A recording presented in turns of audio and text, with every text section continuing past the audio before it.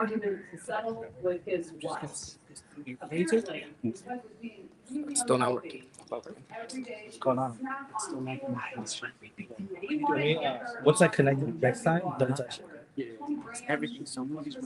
eating net zero carbs. What camera is it? I found out that she was snacking on an No, apple. of course it. So this is a funny guy, right? He's really smart, made millions of dollars. Like many of you, he's brilliant. So why was he trying to optimize his wife away from whole food and towards essentially? Yeah, you're working off the place. Go ahead and turn off. This is the basics of what I'm going to be talking about today. Is it I'm not four? gonna be Number three. promoting Three? anything. Is your host up? I thought three was wide. We swapped the cables because we were trying to figure out why it's not getting a connection at all. Out there, and that the might first be the size? only part of the problem is that there's too much noise. No, not that.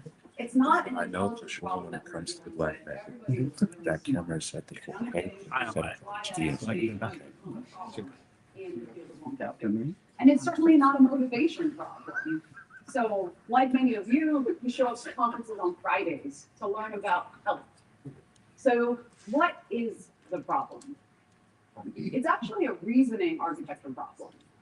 So we all fall into the same cognitive fallacy traps as anybody else, no matter how smart you are. And in fact, if you are smarter, it's far more likely that you're going to stand your ground and defend your decisions, even if they are wrong. So today, I'm not going to be teaching you about any specific protocols.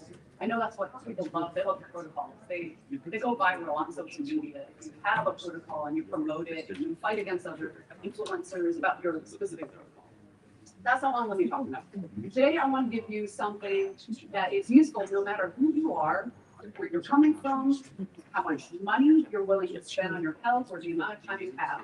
I'm going to give you a framework so that you can evaluate for yourself, similar to the way clinicians think about new interventions, so that you can make your own decisions based on your own goals. That's your couch. But first, let's start with the traps. So the first trap is that of measurement. So you've all heard what gets measured gets managed. The problem is when you are a CEO or an otherwise extremely high achieving person, you are over managing what gets managed. Measures. So if you're wearing, actually, who here is wearing an Oura ring? All right, lots of you. And The white balance is still the same on this one. Did you change it? yeah, I changed it. What is that? Ironically, this means that some of us fall succumb I to just something. changed it to 43. When you 40. end up sleeping Yes, we did. less Yeah. well because you're obsessed with your sleep. And you changed it to 43? It's an auto right now. What are the two the cameras working? This one is. This one? But the close up is This one. Put my entire exercise stack. No, it's actually because your exercise stack is probably working and you've got balancing. So there's a lot of I nuance. recorded another one. You can change it. Second trap Manual is 43. what Thank you. a good friend of mine taught me is majoring in the minors. So what goes viral on social media isn't the healthy stuff, not the 80% of everything. It's not the eating well stuff. It's not the sleeping well enough. It's the peptides. It's the blood cleansing. It's all that stuff that you have to travel outside the U.S. to get. So unfortunately, people obsess over that. But that is, as we're going to talk about, the tippy top of what we should even be thinking about. Third trap, copying someone else's homework. So again, we're all smart, and we know that if we just copy the smartest people in the world who've got lots of money and time to spare to research all the protocols, that's saving us a lot of time, right? The problem is, again, everybody is different. N of one is truly N of one. And I respect, all of these faces, by the way. I think they do great work. But even just yesterday, I was talking to a doctor who was like, well, Brian Johnson didn't like rapamycin. He stopped rapamycin, right? And I'm like, well, he stopped it because he was on a very particular protocol. It didn't work out with his lipid numbers, and that's why. It doesn't mean we all have to stop it now. And it doesn't necessarily mean the GLP-1, something else he stopped, is bad for everyone. He's a very fit person without metabolic risk. So you have to consider as an individual. Also, I'd point at the saunas. Not everybody's got the time, money, or place to do some certain things, like exercise 2 hours a day. Doesn't mean it's bad. It just means that you have to do what you're able to fit into your life. Finally, this trap is protocol inertia. So we're all very disciplined here in this room. When we figure something out, we're going to stick to it for the rest of our lives. And unfortunately, your life is constantly changing. So in your 20s, your 30s, you're focusing on building your career, you're focusing on building your family, and you're not really thinking as much probably about your health. Then you hit your 40s, your family members are getting sick, and you start thinking about prevention, and you start spending on all of the devices. And then in your 50s, I sometimes joke, that's when we should probably all become full-time health nuts. But the idea here is the same high intensity workout that was really good at getting you shredded in your 30s is perhaps not the right intensity in your 50s. You might need to ramp up in a different way. So you have to be careful to switch your protocol according to how your life is changing, not even by the decade, but I believe by the month.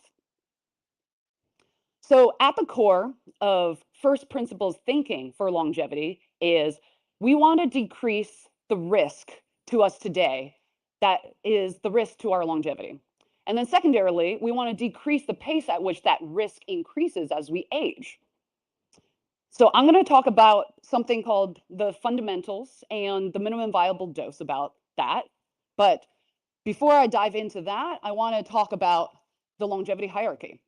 So some of this is going to be obvious, so I'm going to skim through it a little bit, but also I think it's important. So we're going to spend a little time. So tier 1, the foundation, is a lot of preventative care, what we think of as preventative medicine. So we're going to require, first of all, everybody, if you're not getting your screenings done, you don't know your numbers, you're missing 80% of the entire picture. So know your numbers, get your blood tests, they're all here. And there's many more. I couldn't fit it all on a slide, but just to give you a good idea. Cancer screening, making sure you know your heart disease risk, and the solid lifestyle foundations, making sure you're sleeping enough consistently, moving enough. People obsess over how many days should I do resistance training versus cardio. The idea is to just move enough, even in your regular life. So fit that into your life. Buy that desk treadmill, whatever it takes to get your fundamentals here. And if you do all of this, that will get you 80% of the way already. Then we move on to tier 2. So this is personalized medicine. And a lot of people sort of poo-poo medicine 2.0 these days, but I think medicine 2.0 is what got us here to begin with. And personalization of medicine 2.0 is actually the big thing that most people miss. In general medicine, so I used to be a primary care doctor. We practice population-based medicine. That's how insurance-gated healthcare works. You basically make sure everybody gets the 80% screening, make sure we get you sort of most of the way. But if you are aggressive about it and use the best tools we have in today's advanced medical care, that is personalized medicine. So I'm not going to read the slide, but just so you know, there's a lot more fields than I'm even listing here that are important to focus on. And then finally, this is what most longevity conferences focus on, for better or worse. It's the interesting stuff, the cutting edge. But this is really the final 5, maybe even 1% for most of us. And because most of us, unfortunately, haven't excelled quite yet in tiers 1 or 2. So I'm going to talk through a framework because everybody asks me this, no matter how much I focus on the tier 1 and 2, everybody always asks me, how do I evaluate all of this stuff in tier 3? And I'm like, okay, so we need a framework to determine whether you should be spending your time in a hyperbaric oxygen chamber or trying to figure out the best peptide stack, or if none of it is even worth your time and money at all. So I don't know what happened here, but you get the idea. It's supposed to say core. So I'm going to go through each of these, but this framework, core, refers to consequences, outcomes, the reality, and the exchange. Consequences. So, like my favorite movie character here, if you don't know this reference, please watch John Wick. So he's all about, a different thing. He's not really into his health, I think. But What we're referring to in the field of longevity is what consequences are we trying to avoid? Yes, we're trying to avoid death, but we're trying to avoid the reasons why we die: heart disease, neurodegenerative disease, stroke, disability, so forth. That's really important to keep in mind. And this might sound really obvious to everyone who's listening, but actually, people forget this all the time. What is the actual consequence that you're trying to avoid with the particular intervention that you're evaluating? Second of all, outcomes. So, what does the evidence show? And what is the evidence exactly? So, I say that because most of longevity medicine, unfortunately, pulls from preclinical data. We're looking at mouse studies, we're looking at theoretical AI simulations nowadays. And the reality is, we simply can't translate a lot of that yet to actual outcomes in humans. And I'm not saying that we have to wait for the broad-based RCTs. You know, in reality, that's impossible to do in certain fields. But it bears in mind that you have to keep in mind, how strong is that evidence? Are you a mouse? Reality. So everything about interventions in longevity is whether you're actually going to do it. So I don't need to say more about that. Just remember what happened last January 1st. And then finally, exchange. What's the trade-off? In most cases, trade-off means time and money. It also can mean your social relationships. For example, I'll just give this one because it's a common one. Extreme diets, like going carnivore or keto, they might bear fruit for you. It might be beneficial, but it might lead to you having no friends. So all right, I'm going to go through a few examples because I think this will nail the message home a little bit better, and it'll help you think through a few interventions. So NAD plus is really popular in the longevity world, and it's kind of puzzled me in a lot of ways, but I'm going to go through the pros and cons and the nuances of it. So what are the consequences we're trying to avoid here? So it's essentially the decay of cellular energy and the worsening of DNA repair, mitochondrial function. So that makes sense. And we know that in the preclinical world, as we age, your NAD levels come down. And then for the outcomes, we've seen in studies that NAD levels do indeed increase if you supplement. So it works for that. Mixed reviews on actually how people feel. Reality is that it's pretty easy to do, but it can cost the same amount in exchange as a gym membership costs. So it works if you have the money, if you've fulfilled your first two tiers, and you might be really focused on energy because you're feeling ill or performance oriented. Very quickly, because I have just a minute left, rapamycin. This is something that in studies shows a lot of effect in preclinical, but less so. We don't really know for humans, but it's also fairly minimal risk. So I think for most people, if you're willing to take the risk of it not doing very much, it's not a very high cost. So something to consider. And then TPE, very briefly, the last one I'll mention, is very interesting, high amounts of potential, but very expensive.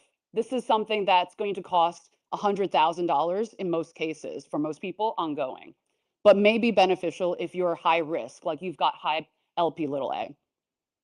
So my time is up, but my last message is don't be that person who's rearranging the deck chairs on the Titanic. That's my message for you all today. So